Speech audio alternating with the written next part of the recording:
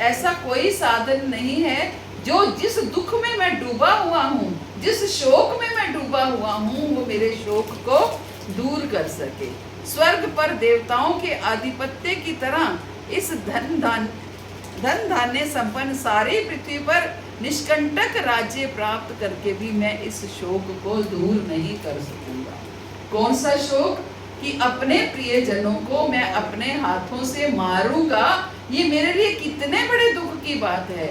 मुझे इस पूरी पृथ्वी का भी राज्य मिल जाएगा, निष्कंटक राज्य मिल जाएगा, तो भी मैं इस शोक को दूर नहीं कर पाऊंगा। इसलिए स्वर्ग पर देवताओं के आधिपत्य की तरह इस धन धान्य संपन्न सारी पृथ्वी पर निष्कंटक राज्य प्राप्त करके भी मैं इस शोक को दूर नहीं कर पाऊंगा। अर्जुन इतना डर गए हैं इन द सेंस उनके अंदर इतनी करुणा है, इतनी दया है कि वो सामने वाले अपने निज जनों को किसी को भी मारना नहीं चाहते हैं, किसी का भी वध नहीं करना चाहते हैं, क्योंकि उनका वध करने, किस लिए वध करूं? राज्य प्राप्त करने के लिए। मुझे ऐसा राज्य नहीं चाहिए। आगे कहते हैं, अब अर्जुन ने डिक्लेयर कर दिया कि मैं तो बहुत दुख में हूँ। अब ये सारा लाइव टेलीकास्ट संजय धृतराष्ट्र को सुना रहे हैं और संजय धृतराष्ट्र को कहते हैं कि इस प्रकार कहने के बाद शत्रुओं का दमन करने वाला अर्जुन कृष्ण से बोला, हे गोविंद मैं युद्ध नहीं करूंगा, और चुप हो गया। ये कौन बोल रहा है? संजय धृतराष्ट्र को बता रहे हैं कि अर्जुन ने क्या बोला, हे गोविंद मैं युद्ध नहीं करूंगा। और धृतराष्ट्र ने थोड़ी चैन की सांस ली कि हाँ, अर्जुन युद्ध नहीं करेगा तो इसका मतलब मेरे पुत्र जो हैं वो बच जाएंगे, और ना तो राज्य देना पड़ेगा और ना ही युद्ध होगा, ना ही खून खराबा होगा, और मेरे पुत्र भी बच जाएंगे। क्योंकि कहीं ना कहीं धृतराष्ट्र को ये पता था कि ये युद्ध जो है वो कुरुक्षेत्र में हो रहा है, और कुरुक्षेत्र एक धर्म क्षेत्र है, और जहाँ पर केवल धर्म की विजय होगी। और मेरे पुत्र अधर्मी हैं, मेरे पुत्र धर्म के साथ नहीं है, मेरे पुत्र अधर्म के साथ हैं, और पांडव जो हैं वो धर्म के साथ हैं। और अगर विजय होगी तो केवल पांडवों की होगी, क्योंकि पांडव धर्म के साथ।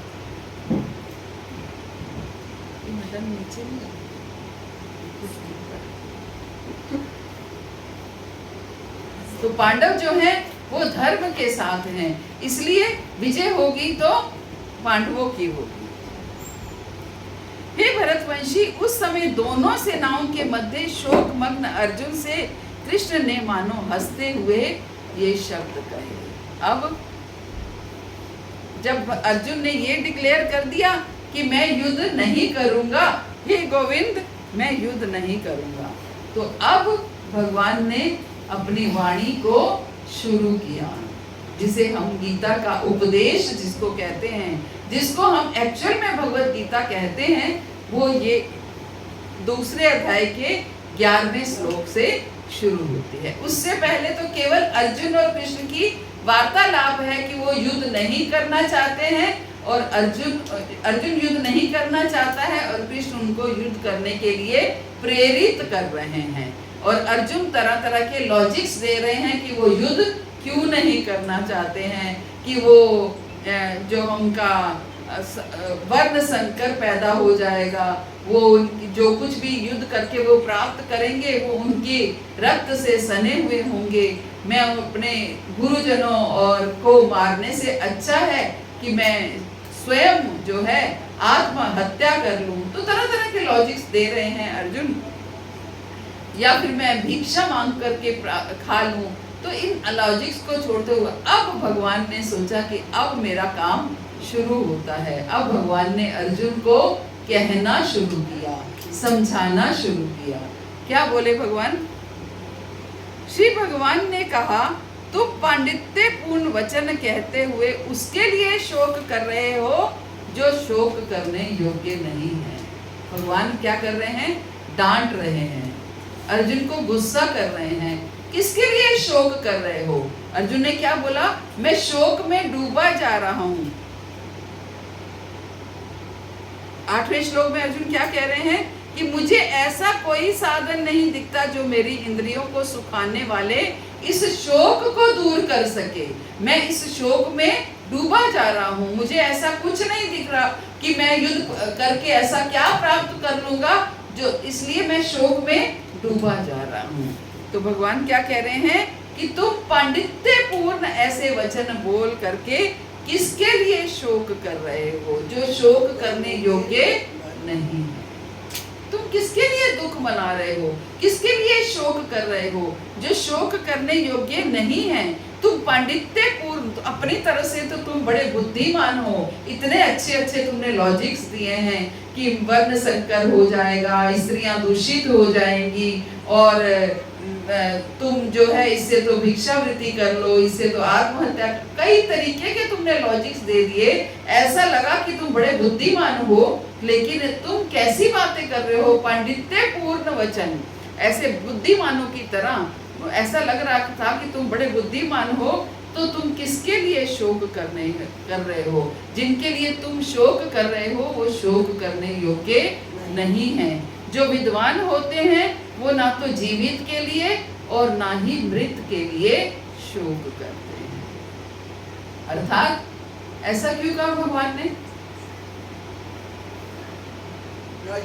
भगवान जो भी कुछ कहेंगे भगवत गीता में, वो या तो कोई इंफॉर्मेशन होगी या इंस्ट्रक्शन होगी, अर्थात या तो कुछ निर्देश होगा या आदेश होगा। या तो भगवान अर्जुन को गाइड कर रहे हैं या फिर एक इंस्ट्रक्शन दे रहे हैं, है ना। कोई कोई बात भगवान करने को कहेंगे और कोई कोई बात भगवान बताएंगे केवल।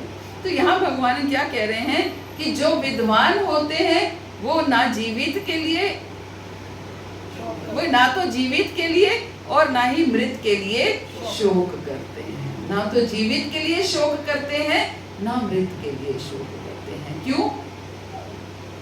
क्योंकि वो कल भी नहीं थे और कल भी नहीं होंगे।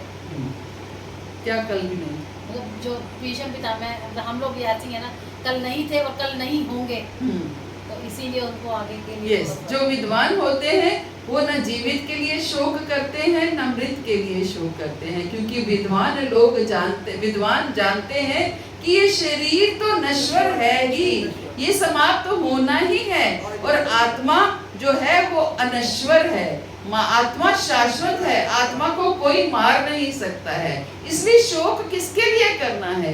शरीर तो जो सामने दिख रहा है वो अर्जुन नहीं मारेगा तो कोई और मार देगा, वो समाप्त होगा। अर्जुन के मारने से समाप्त नहीं होगा तो किसी और तरीके से समाप्त हो जाएगा, वो तो समाप्त होना ही है, और आत्मा को कोई मार नहीं सकता। इसलिए जो बुद्धिमान होते हैं वो इसके लिए शोक नहीं करते, ना जीवित के लिए शोक करते हैं ना मृत के लिए शोक करते हैं। ऐसा कभी नहीं हुआ कि मैं ना रहा हूं या तुम ना रहे हो। भगवान क्या कह रहे हैं? ऐसा कभी नहीं हुआ कि मैं ना रहा हूं या तुम ना रहे हो, अथवा ये समस्त राजा ना रहे हों, और ना ऐसा है कि भविष्य में हम लोग नहीं रहेंगे। ऐसा क्यों कहा भगवान ने? यस, क्योंकि हम सब आत्मा हैं। हम ऐसा कभी नहीं हुआ कि तुम ना रहे हो या मैं ना रहे हो।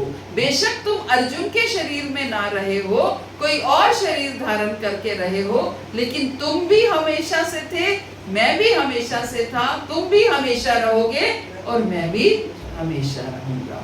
सिर्फ वो है क्या, ऊपर के वस्त्र, ऊपर का शरीर, ऊपर का जो बनावटी शरीर है वो बदलता रहेगा। आप भी हमेशा रहोगे और मैं भी हमेशा रहूंगा। अब भगवान मुख्य इंस्ट्रक्शन दे रहे हैं इस अध्याय की। क्या कह रहे हैं? देहिनोऽस्मिन् यथा देहे कौमारं यौवनं जरा तथा देहांतर प्राप्ति धीरं तत्र न मुह्यति। 13वां श्लोक, दूसरे अध्याय का 13वां श्लोक।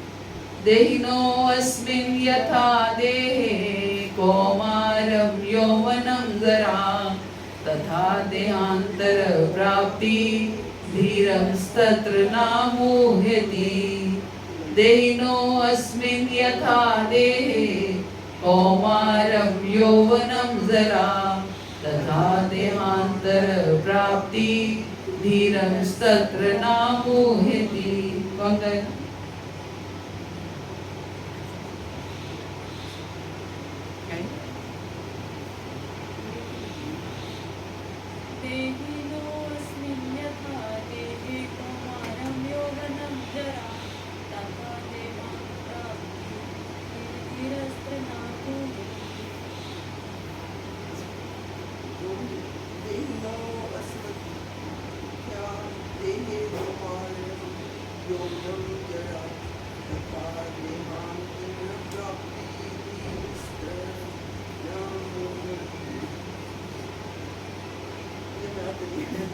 और कोई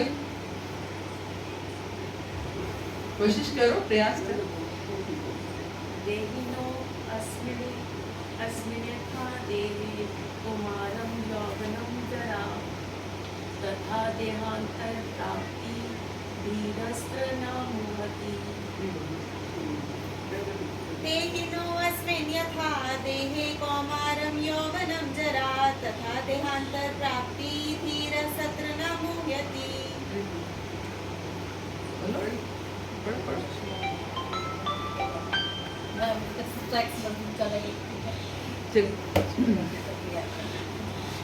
तो ये बहुत ही महत्वपूर्ण श्लोक है।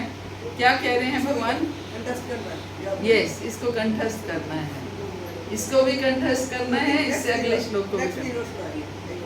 यस, क्या तरीका होता है इसको? बस कहीं भी जहाँ आपकी ज्यादा प्रेजेंट रहती है वहां पर लिख के लगा लो और रीडिंग करते रहो। बस रीडिंग करते करते लर्न हो जाता है, कोई तरीका नहीं। 2 दिन में आ गया, सुबह 4 बजे उठती हूँ ना, रीडिंग करते रहो। सामने आप किचन में ज्यादा रहती हैं माताएं ज्यादा, तो किचन में लिख के लगा लो और वहीं पढ़ते रहो, पढ़ते रहो, पढ़ते रहो, पढ़ते पढ़ते याद हो जाएगा। कैसे याद किए हमने? इतनी पढ़ाइयाँ करी, याद की है ना, वैसे ये भी याद करना।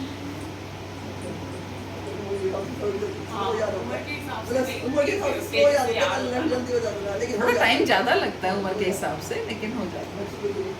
डेली रीडिंग करनी है। जो इम्पोर्टेंट, एक डायरी बनाइए, उस इम्पोर्टेंट श्लोकास की डायरी बनाइए, उसमें इम्पोर्टेंट श्लोका जो जो अभी तक हमने बताए हैं वो आप लिखिए। पहली बात, आप जब लिखेंगे और उनका अर्थ साथ में लिखेंगे, लिखते लिखते ही आपके दिमाग में आने लगेगा। वर्ड बाय वर्ड मीनिंग भी लिखिए, फिर आप डेली उसको रीडिंग कीजिए, आपको याद होगा, है ना। जिस प्रकार शरीरधारी आत्मा इस शरीर में बाल्यावस्था से करुणावस्था में और फिर तरुणावस्था में और फिर वृद्धावस्था में निरंतर अग्रसर होता रहता है, उसी प्रकार मृत्यु होने पर आत्मा दूसरे शरीर में चला जाता है। धीर व्यक्ति ऐसे परिवर्तन से मोह को प्राप्त नहीं होता। बहुत ही महत्वपूर्ण श्लोक है। क्या कह रहे हैं भगवान? भगवान अर्जुन को समझा रहे हैं, क्योंकि अर्जुन मोहित हो रहा है। किस पर मोहित हो रहा है? अपने परिवार के जनों पर, अपने निज जनों पर, जो उनके प्रिय जन हैं उन पर मोहित हो रहा है। इसलिए क्या कह रहे हैं? जिस तरह शरीरधारी आत्मा, ये आत्मा जिसने शरीर, सामने जो तुम्हारे लोग हैं वो है आत्मा, लेकिन इन्होंने क्या किया हुआ है? शरीर को धारण किया हुआ है। इसलिए भगवान ने क्या बोला है?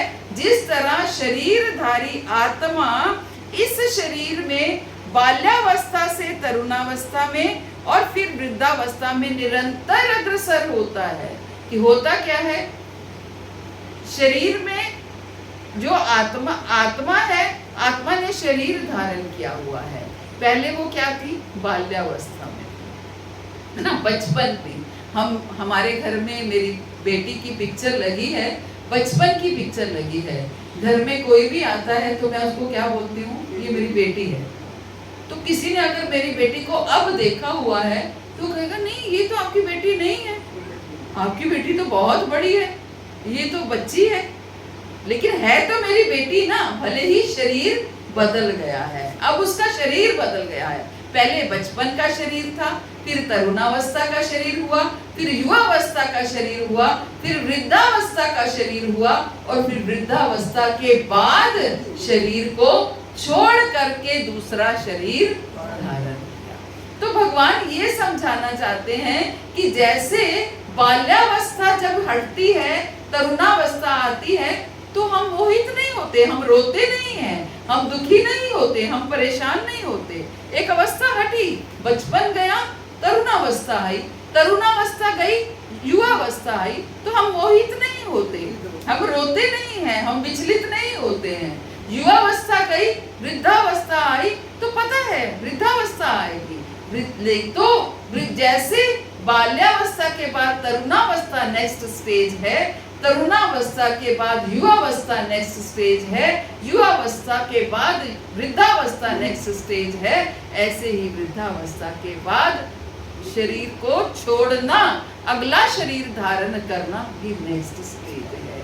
तो जो धीर व्यक्ति हैं, जो बुद्धिमान व्यक्ति हैं, वो इससे मोहित नहीं होते, इससे विचलित नहीं होते, इससे परेशान नहीं होते।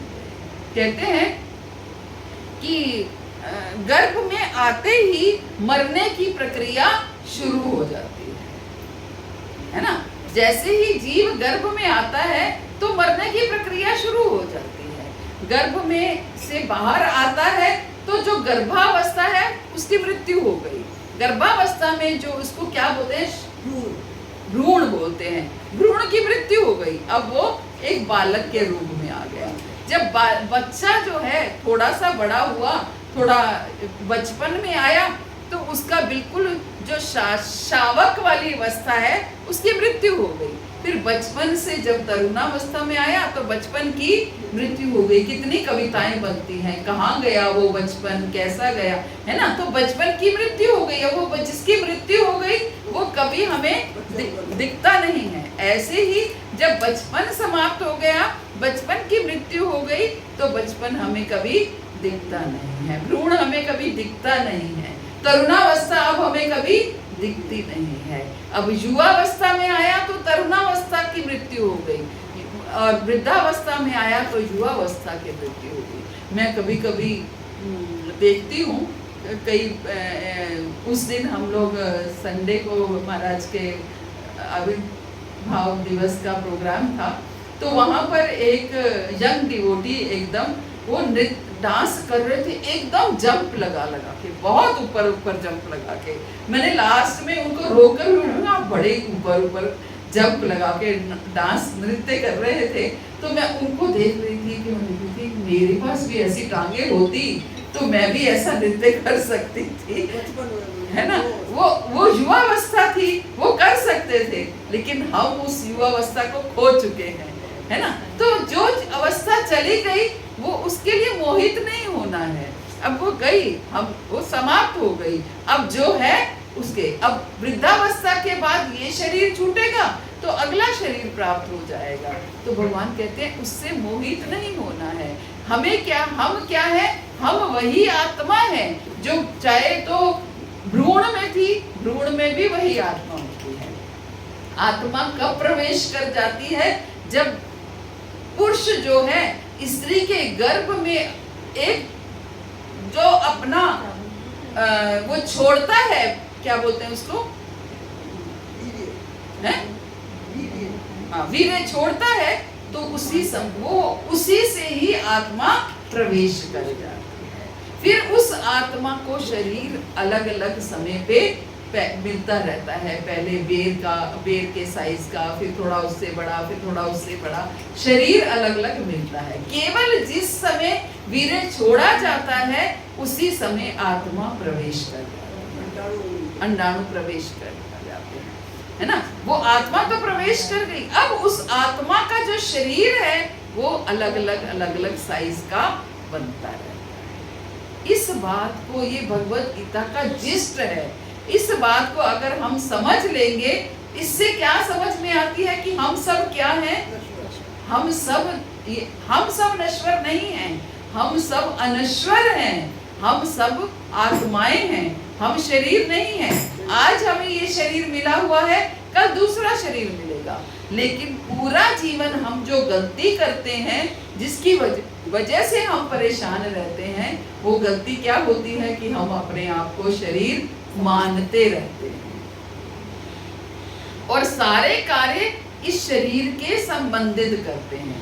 शरीर को सजाना, शरीर को संवारना, शरीर का ही खान पान का ध्यान रखना, सुंदरता का ध्यान रखना और इस शरीर को ही तंदुरुस्त बनाने का ध्यान रखना। आत्मा की तरफ हम ध्यान ही नहीं देते। इस श्लोक से ये समझ में आती है कि शरीर और आत्मा दो अलग अलग चीजें हैं, दो अलग अलग चीजें हैं। जब मृत्यु होती है तो क्या होता है? बॉडी रखी रहती है। मेरी माँ की मृत्यु हुई, शरीर रखा हुआ है, आसपास लोग बैठकर रो रहे हैं, माँ मर गई, माँ मर गई। माँ कहाँ मर गई? माँ तो रखी है, माँ का शरीर तो रखा है, तो फिर माँ कैसे मर गई? आत्मा चली गई। इसका मतलब क्या है? माँ कौन थी? ये शरीर जो रखा है वो, या जो वो आत्मा निकल गई वो? जो आत्मा निकल गई वो मेरी माँ थी। तभी तो मैं रो रही हूँ कि मेरी माँ मर गई, है ना। इसका मतलब क्या है? हम सब आत्माएं हैं, हम सब आत्मा हैं। शरीर उस आत्मा को इस भौतिक जगत में लाने के लिए बॉडी की आवश्यकता होती है, वो शरीर कवच की आवश्यकता होती है। वो शरीर चाहे मनुष्य का हो, चाहे किसी कुत्ते का हो, चाहे बिल्ली का हो, पशु पक्षी किसी का भी शरीर हो सकता है। आत्मा सबके भीतर वही है, एक हाथी में भी, एक चींटी में। वही आत्मा वही हाथी को भी चलाती है और वही चींटी को भी चलाती है। इतनी छोटी आत्मा होती है कि जब वो निकलती है शरीर से तो किसी को दिखाई नहीं देती किसी को भी। कभी देखिए किसी ने आत्मा निकलते हुए? आप हम सबके सामने कई बार किसी ने प्राण छोड़े होंगे, लेकिन आत्मा निकलती हुई दिखाई नहीं देती, क्योंकि आत्मा का साइज क्या होता है? एक स्त्री के बाल के टिप का 10,000वां हिस्सा। आप देखिए आपका बाल कितना होता है, बाल का टिप कितना होता है, दिखता भी नहीं है ना, उसका भी 10,000वां हिस्सा, इतना साइज, ये साइज होता है आत्मा। तो जब और वही इतनी छोटी सी आत्मा इतने बड़े बड़े शरीरों को चलाती है। और भगवान का अंश कौन है? वही आत्मा ही भगवान का अंश है। भगवान को शरीरों से कोई मतलब नहीं है कि मेरी आत्मा ने कौन सा शरीर धारण किया है, कोई मतलब नहीं है।